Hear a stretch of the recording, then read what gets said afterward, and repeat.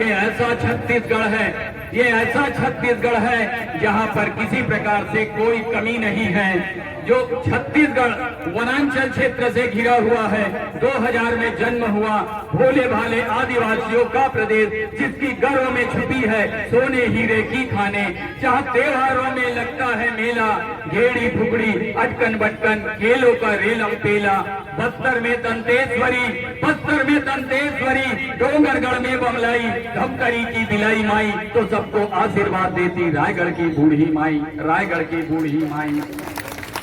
राजीव महानदी, महानदी पैरी जोंडुर का है संगम, महानदी पैरी जोंडुर का है संगम। भारत के नक्शे में नहीं मिलेगा धरा दूसरा ऐसा पावन। जय छत्तीसगढ़, जय छत्तीसगढ़, जय छत्तीसगढ़। साथियों, ये वो छत्तीसगढ़ है जहां पर खनिज संपदा, कभी परिकल्पना की थी छत्तीसगढ़ को 2000 में बनाने की, तो किसी विचारक ने शानदार बात कही थी, अगर यहाँ की राजनीतिक व्यवस्था अच्छी होगी तो छत्तीसगढ़ में चांदी की सड़कें बनाई जा सकती है। 200 किलोमीटर की एरिया में सोने का खदान बैलाडीला में। दूसरी जगह साथियों, 200 किलोमीटर में सोने का खदान, कोरबा में कोयले का क्षेत्र, जिससे हम दूसरे राज्यों को बिजली उत्पादन करके बेच रहे हैं। दूसरी देशों में, दूसरे राज्यों में तो नदियां हुआ करती है, लेकिन ये ऐसा छत्तीसगढ़ है जिसमें महानदी है। और आपको बता दूं साथियों, मैं दूसरी जगह तो खनिज संपदाओं को इकट्ठा की जाती है, हमारे यहाँ तो तेंदू के पत्ते भी 5000 करोड़ के दूसरे राज्यों में बेचे जाते हैं। दूसरी जगह कोयले को, खदानों को खोद खोद कर हीरे निकाले जाते हैं, लेकिन हमारे यहाँ मैनपुर और देवभोग क्षेत्र में हीरे के पहाड़ है, जिसको सीमेंट में छाप के रखे जाते हैं। ये ऐसा छत्तीसगढ़ है, ये ऐसा छत्तीसगढ़ है जहाँ की जनता इतनी भोली है।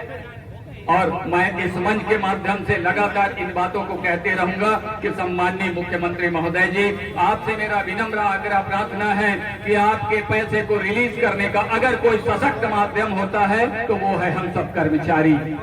हम कर्मचारियों के माध्यम से शासन का पैसा समाज के एक एक वर्गों तक जाता है, किसान तक जाता है, टैक्स के रूप में जाता है, रिक्शा ठेला और बाजार तक जाता है।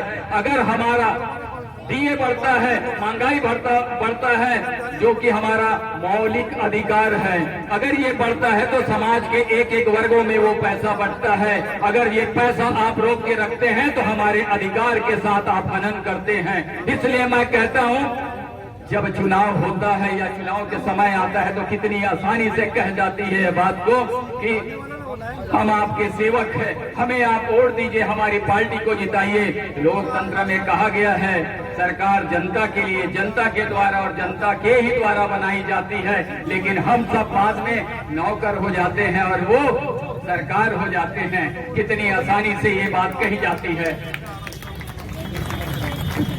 साथियों, जेहन में बहुत सारी बातें हैं, बहुत सह लिया अब न सहेंगे, बाजू फड़क उठे हैं, नस नस में दौड़ी चिंगारी, सीने धड़क उठे हैं। जाग उठे और सत्ता के ठेकेदारों, अधिकारी और कर्मचारी जाग उठे हैं। अब अपनी खैर मनाओ, तुम अपनी खैर मनाओ। बहुत सारे साथियों को लगता है कि हमारे बहुत सारे साथी पंडाल में नहीं आए हैं या नहीं रुके हैं, तो मैं इसके लिए एक ही बात कहूंगा साथियों, जब यज्ञ होती है, यज्ञ कुंड चलता है, हवन होती है, तो ये भी अनिश्चितकालीन हमारा 103 फेडरेशन का संगठन है, यज्ञ हो रहा है।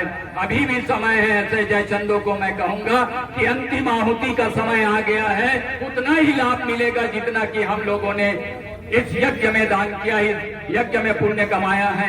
आज भी समय है, अपने गिरेबान को झांको और देखो कि आज प्रदेश के पूरे कर्मचारी एक साथ बैठे हुए हैं।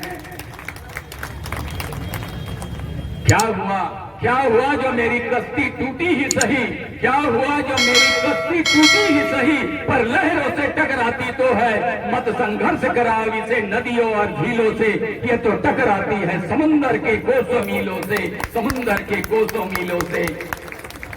साथियों, हम जिस मुकाम में पहुंच चुके हैं, जिस पड़ाव में पहुंच चुके हैं, अब यहाँ बात 1%, 2% डीए की नहीं रह गई है। अब ये संविधान की बात हो गई है, ये हमारे अधिकार की लड़ाई की बात हो गई है। आज सरकार को भी ये बात समझ आ गई है और इतिहास के पन्नों में जब भी ये कहा जाएगा कि हिंदुस्तान का ऐसा कौन सा राज्य है जहां पर सबसे कम डीए दिया जा रहा है, तो हमारे लिए शर्म की बात नहीं होगी। सबसे टॉप में लिस्ट में छत्तीसगढ़ का नाम रहेगा। त्रिपुरा और हमारे उड़ीसा राज्य, जिनको हम आर्थिक रूप से कमजोर ये कहा जाता है, मीडिया के माध्यम से हमें बताया जाता है, संसाधनों के माध्यम से, लेकिन आज छत्तीसगढ़ सबसे सबल राज्य होने के बाद भी बड़े ही शर्म के साथ क्या कहा जाएगा कि छत्तीसगढ़ की आर्थिक स्थिति खराब हो गई है, ये कहा जा रहा है। मैं बोलता हूं महोदय, छत्तीसगढ़ की आर्थिक स्थिति खराब नहीं हुई है, आपकी मानसिक स्थिति खराब हो गई है। आपकी मानसिक स्थिति खराब हो गई है, इसलिए आप संवादहीनता बना के रखे हैं। हम कर्मचारियों ने कभी नहीं कहा कि हम किसी प्रकार से हड़ताल में जाना चाहते हैं, रोड की लड़ाई लड़ना चाहते हैं।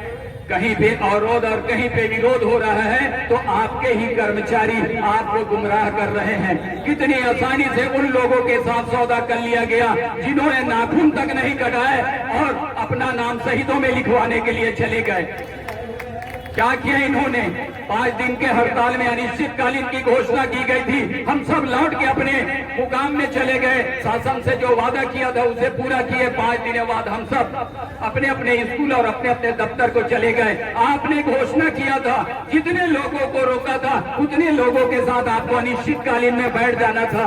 आज ऐसे ऐसे संगठन हैं जो केवल मीडिया में बने रहते हैं। उन्हें मैं कहना चाहूंगा इस मंच के माध्यम से कि ऐसी दलाली ना करो कि एक भाई का हक दूसरा भाई खा ले, और है ताकत तो इस काम में लिख के दे दे कि जो लाभ हमारे 103 संगठन के माध्यम से मिलने वाला है उसमें हमारा कोई अधिकार नहीं होगा। कह दे शासन को ऐसे लोग।